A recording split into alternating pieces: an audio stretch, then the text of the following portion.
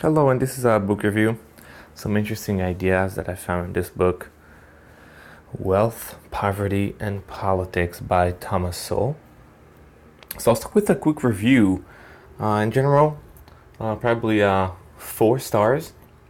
Really interesting. I really like Thomas Sowell. He is writing straight to the point, doesn't waste time. His ideas are clear and direct, and it doesn't write too long. His books are not too long. I think this one is about 8 hours or 9 hours worth of listening, which is not too long. And again, it's very direct, interesting, and I always learn some new information from his books. Not necessarily agree with everything he's saying, but the way he writes and the information he provides is pretty good. Let's see the notes.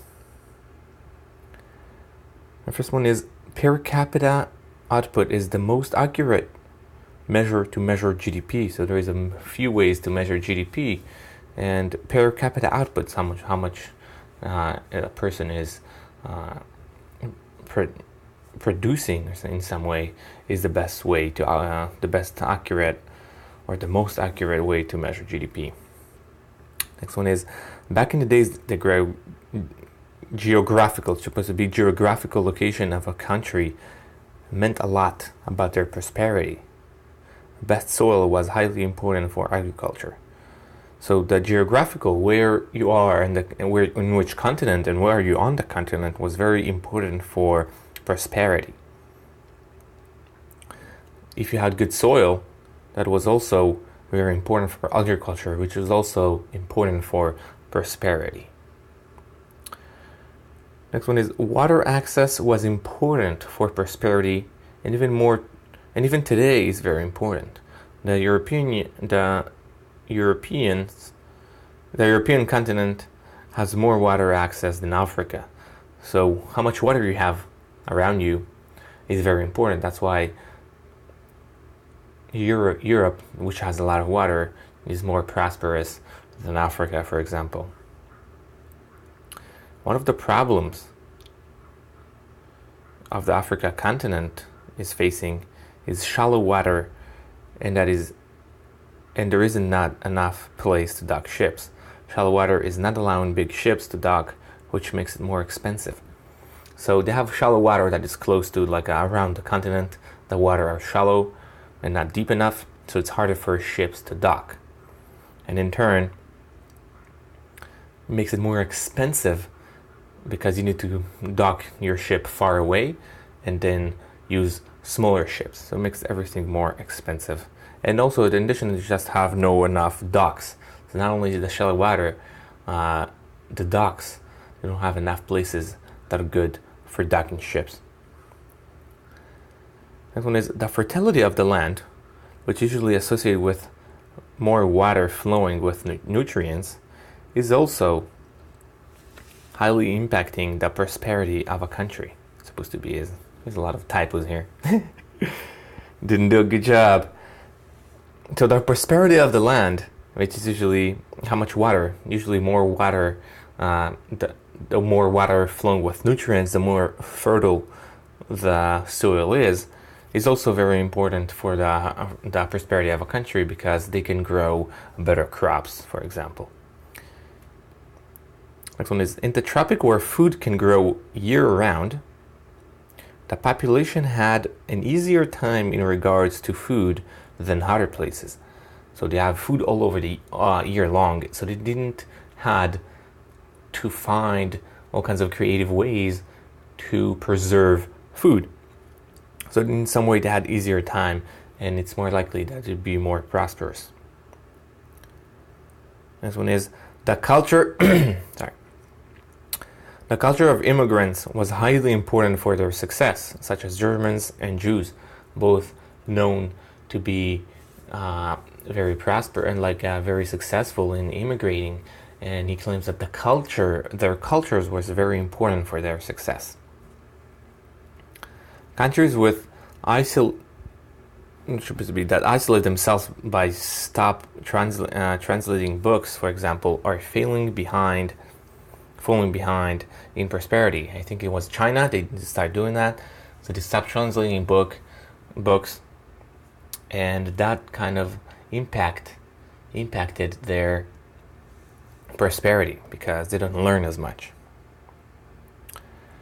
Russia has the greatest amount of natural resources, but yet they are behind many other countries, even Japan, because of corruption, which I changed that, but for some reason it didn't change. I did edit it, and it didn't change here.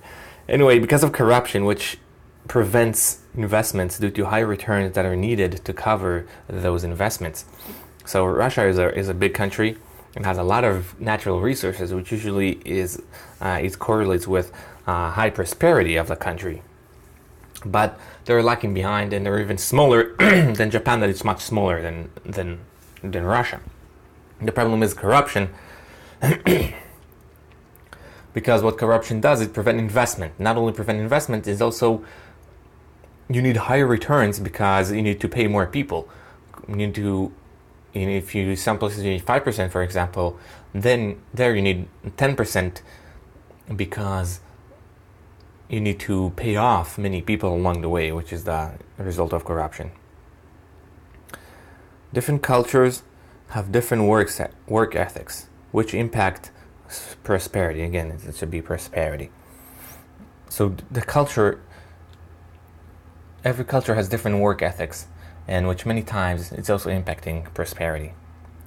Social mobility, that is the ability to climb a ladder, is more prevalent among immigrants than in low-income population.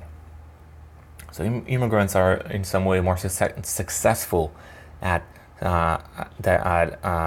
climbing the ladder, social mobility.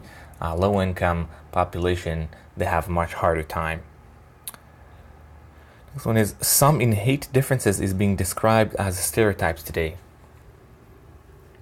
So some really differences that are innate, some people call it stereotypes. So they confuse stereotypes with innate differences.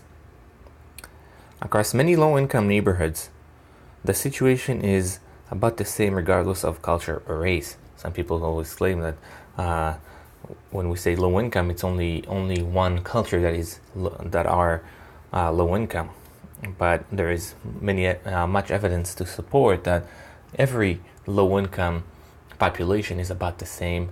They have the same problems that they face, and regardless of culture is not impacting that as much. People on welfare have a huge tax on them if they start working, since they lose welfare, which makes it almost impossible to stop. So if you're on welfare, you don't want to start working because then you don't get welfare. So that's one of the problems with welfare. So because if you start working, then you don't get welfare. So you have a huge amount of tax in some way. You get taxed by start working. So it's very hard to those people to start working, because why would I start work if I lose money if I start work? Next one is, income inequality fails to compare the same people over a lifespan. Many people will be on the top decile in part of their life. About 12% will be in the top 1% at one point. So what the problem is when calculating inequality is that they don't do that the same over time. They just compare whoever is right now on the top to whoever is right now on the bottom. But if you do it over a lifespan, we'll see some differences. For example, many people will be on the top decile, so it's the top 10% in a part of their life. I think it's like about 50%. And I don't know, maybe it's less than 50%, but many people. And about 12% will be at the top 1% at one point. So it's not a fixed place. So people go up and down the top decile or the top 1%. Next one is, to say that the rich make their money on the poor makes no sense, because the poor has nothing. How do you can say that they make the money on the poor? They have nothing that can be taken. So without that person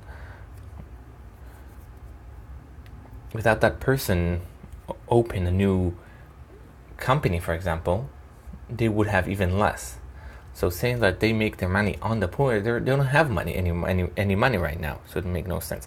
I don't fully agree with that. I think you can abuse in some way. You just pay them very low wages, so which is in some way making money on the poor.